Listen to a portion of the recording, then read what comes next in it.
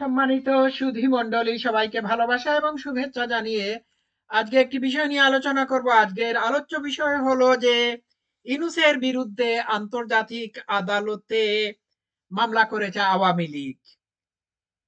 তো এই মামলার বিষয়টা হলো যে ইউনূস আওয়ামী লীগের নেতাকর্মীদের উপর গণহত্যা চালাচ্ছে, বা ইউনূসের আওয়ামী লীগের নেতা কর্মীদের উপর গণহত্যা চালানো, আরো বিভিন্ন বিষয় আছে।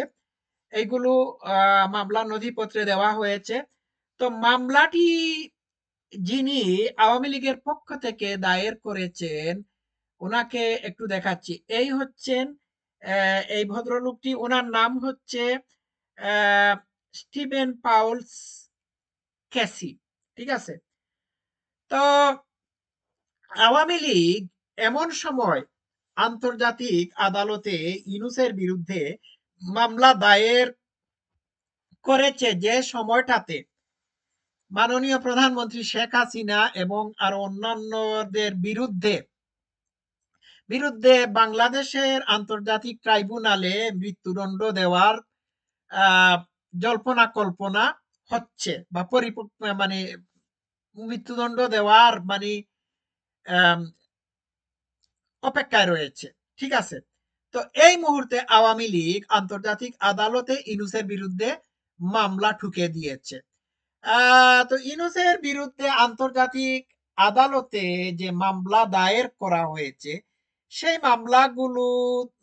মামলাতে যে বিষয়গুলো উত্থাপন করা হয়েছে সেটি হলো যে শেখ হাসিনা ও তার দলের লোকজনের বিরুদ্ধে মামলা দায়ের করে আওয়ামী লীগের নেতা কর্মীদের উপর নির্বিচারে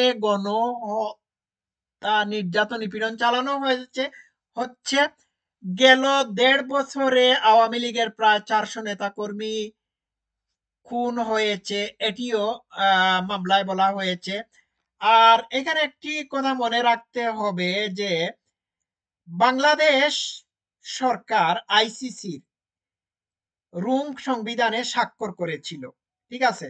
তো বাংলাদেশ আন্তর্জাতিক আদালতের সাথে সম্পৃক্ত রয়েছে। আন্তর্জাতিক আদালতের ফয়সালা বাংলাদেশকে মেনে নিতেই হবে।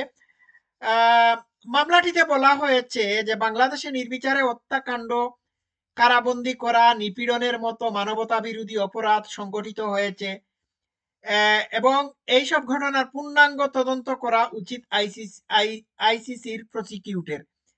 তো মামলাতে আরো বলা হয়েছে বাংলাদেশে প্রকৃতপক্ষে তদন্ত বা বিচার হওয়ার কোনো বাস্তব সম্ভাবনা নাই এবং অপরাধীদের দায় মুক্তি দেওয়া হয়েছে। যেমন ৩,০০০ পুলিশ নিধনের দায় মুক্তি দেওয়া হয়েছে।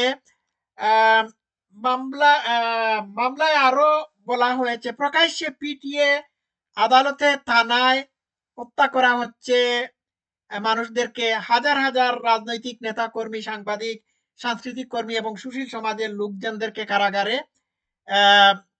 মেরে ফেলা হয়েছে। মামলায় আরো বলা হয়েছে ২০২৫ সালের ফেব্রুয়ারিতে অনির্বাচিত তত্ত্বাবধায়ক সরকার ও অন্তর্বর্তী প্রশাসন অপারেশন ডেভিল হান্টের নামে একটি অভিযান শুরু করে, যার ঘোষিত লক্ষ্য ছিল আওয়ামী লীগকে দমন করা।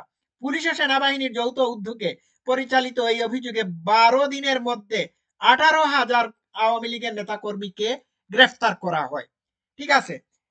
মামলায় আরো বলা হয়েছে বাংলাদেশে এইসব নিপীড়নের ঘটনার সুবিচার পাওয়ার কোনো সুযোগ নেই। গত ১৪ অক্টোবর অন্তর্বর্তী প্রশাসন একটি ইনডেমনিটি অর্ডার জারি করে।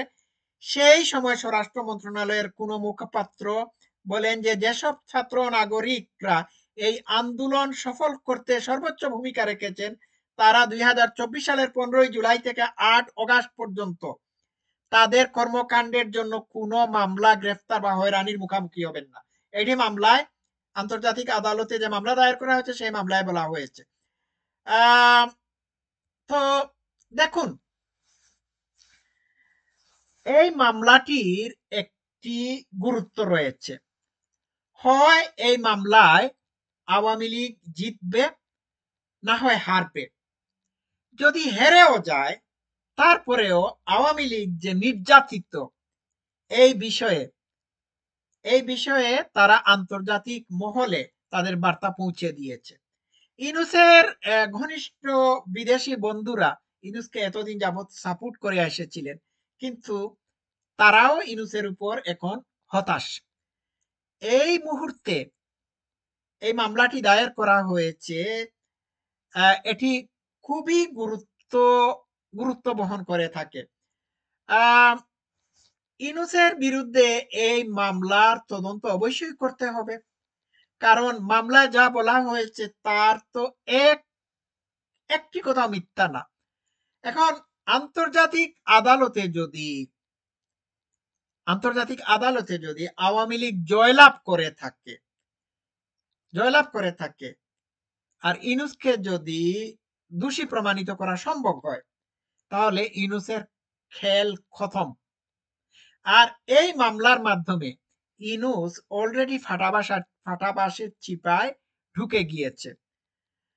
তো আওয়ামী লীগ আমি এখানে খুবই কৌশলে কাজ করেছে। এতদিন যাবৎ আওয়ামী লীগ সহ্য করেছে, আর এই সহ্য করার সময়টুকুতে বা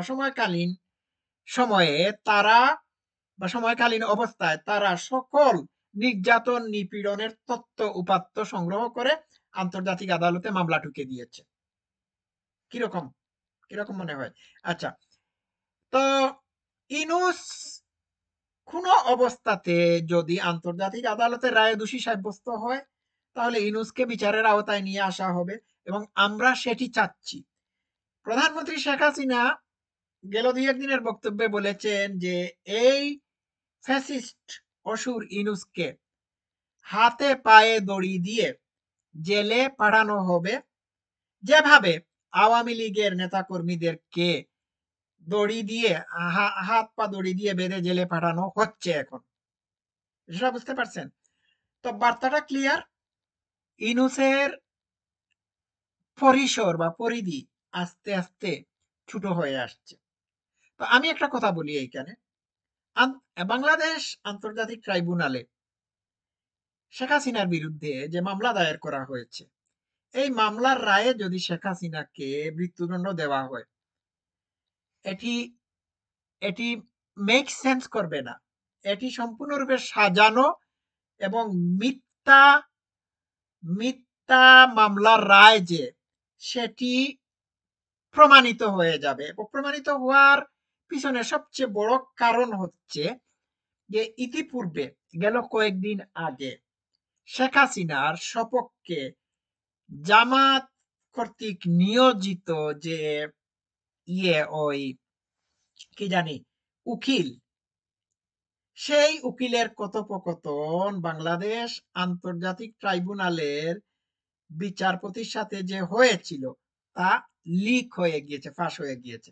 এখন এ থেকে এই লিক করা কথোপকথন থেকে প্রমাণিত হয় যে এই আন্তর্জাতিক তথাকথিত ক্যাঙ্গারু আন্তর্জাতিক আদালতের রায়ের কোনো নির্ভরযোগ্যতা নাই। এই আন্তর্জাতিক আদালত থেকে, এই আন্তর্জাতিক ট্রাইব্যুনাল থেকে শেখ হাসিনার বিরুদ্ধে যে রায় দেওয়া হবে সেটি সেই রায়ের গ্রহণযোগ্যতা নাই, এবং সেই রায়ের নিরপেক্ষতাও নাই। কারণ এই কারণে এটি নাই যে এটি পূর্ব পরিকল্পিত। বুঝতে পারছেন? এটি পূর্ব পরিকল্পিত এই কারণে যে তারা ওই একটি মিটিংয়ে বসে বিচারপতি এবং ওই যে কি জানি নাম শেখ হাসিনার পক্ষের উকিল যে কথাবার্তা বলেছিলেন, সেই কথাবার্তাটি বা কথোপকথন মানে এটি প্রমাণ করে। সুতরাং এই প্রধান বিচারপতি যিনি আগে ভাগেই শেখ হাসিনার উকিলের সাথে কথোপকথনে যে কথাবার্তাগুলো বলেছিলেন, সেই কথাবার্তাগুলো থেকে প্রমাণিত হয় যে তার কোনো বিচার করার কোনো ন্যায়সঙ্গত অবস্থান নেই। সে হচ্ছে পক্ষপাতদুষ্ট, সে জামাতের মানুষ। তো এ থেকেই এখন যে এই বিচারের মানে এই বিচারপতি যে রায় দেখ না কেন, পক্ষে দিক আর বিপক্ষে দিক, এটির কোনো গ্রহণযোগ্যতা নাই। এটির গ্রহণযোগ্যতা হারিয়ে গিয়েছে। সুতরাং এই আদালত থেকে শেখ হাসিনার মৃত্যুদণ্ড দিলেই কি আর না দিলেই কি, এটি তো পূর্ব পরিকল্পিত, অলরেডি এটি ফাঁস হয়ে গিয়েছে।